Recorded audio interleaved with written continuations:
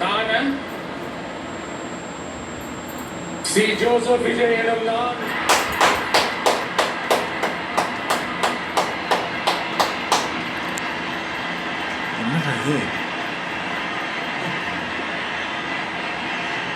சட்டப்படி அமைக்கப்பட்ட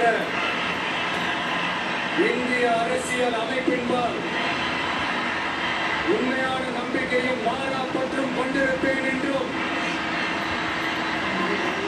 இந்திய நாட்டின் ஒப்பில்லாத முழு முதல் ஆட்சியையும் உரிமையையும் நிலைநிறுத்துவேன் என்றும் தமிழ்நாட்டு அரசின் முதலமைச்சராக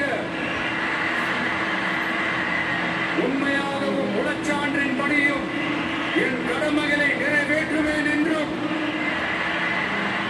அரசியல் அமைப்பிற்கும் சட்டத்திற்கும் இணங்க அச்சமும் ஒருதலை சார்பும் இன்றி விருப்பு வெறுப்பை விலக்கி பலதரப்பட்ட மக்கள் அனைவருக்கும் நேர்மையானதை செய்வேன் என்றும் ஆண்டவன் மீது ஆணையிட்டு உறுதிமொழிகிறேன்.